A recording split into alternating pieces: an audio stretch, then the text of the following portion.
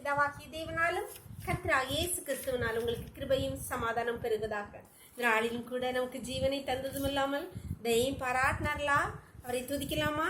இனியும் உம்மை கேட்பேன், இனியும் உம்மை கேட்பேன், நீர் சொல்வதை நான் செய்வேன், என் கூட பேசுங்கப்பா, பேசாம மட்டும் இருக்காதீங்கப்பா, நீர் பேசாவிட்டா நான் உடைந்து போவேன், ஒரு குலைந்து போவேன், என் கூட பேசுங்கப்பா, பேசாம மட்டும் இருக்காதீங்கப்பா, நீர் பேசாவிட்டா நான் தளர்ந்து போவேன், தள்ளாடி போவேன், என் கூட பேசுங்கப்பா, பேசாம மட்டும் இருக்காதீங்கப்பா, என் கூட பேசுங்கப்பா.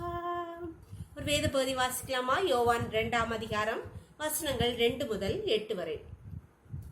இயேசுவும் அவருடைய சீஷரும் அந்த கல்யாணத்துக்கு அழைக்கப்பட்டிருந்தார்கள்.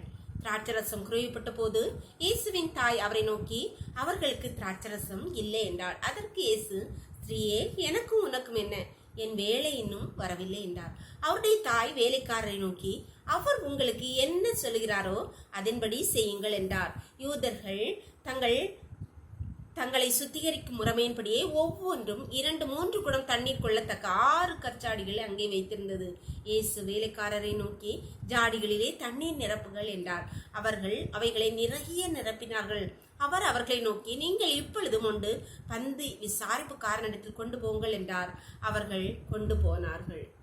அன்பான தேவனுடைய பிள்ளைகளே, இந்த வேத பகுதி நமக்கு நன்கு தெரிந்த வேததான். ஏசப்பா முதலாவது செய்த அற்புதம் கானாவர் கல்யாண வீட்டிலே. இங்கே திராட்சரசம் குறையப்பட்ட போது அது ஏசப்பாக்கு மரியாள் மூலமாக சொல்லப்படுகிறது.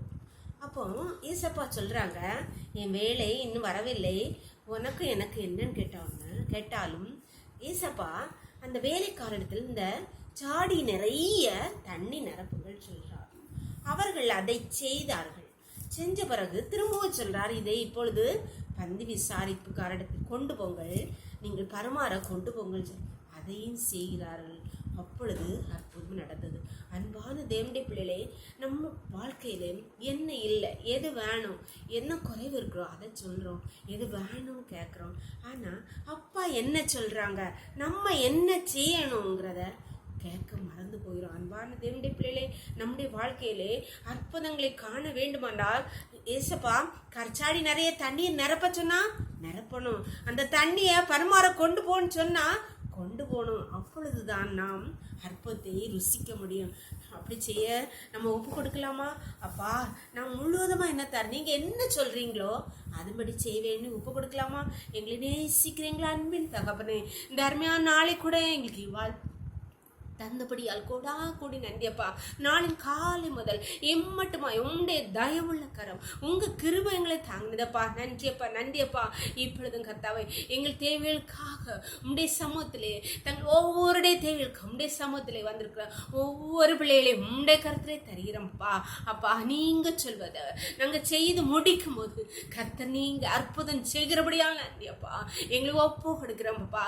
நீங்க என்ன சொல்லுவீங்களப்பா அதன்படி செய்ய எங்களை ஒப்பு கொடுக்கிறோமப்பா. உங்களுடைய சித்தத்துக்கு எங்களை ஒப்பு கொடுக்கிறோம் கர்த்தாவே. நீர் எங்கள் வாழ்க்கையிலே ஒவ்வொரு பிள்ளைகளுடைய வாழ்க்கையிலும் அற்புதங்களை நடப்பீங்கப்பா. உங்களுடைய கருத்துல தாழ்த்தி தருகிறோம். இந்த இடத்துல மூடி மறைச்சுக்கோங்கப்பா. சகல துதியும் கனமும் வல்லமையும் பலனும் ஞானமும் எங்களும் ஒருவருக்கே செலுத்துகிறோம். இயேசுவின் மூலம் ஜெபங்கள் நல்ல தந்தையே, ஆமென். God bless you. கர்த்தர் உங்களை ஆசீர்வதிப்பாராக. ஆமென்.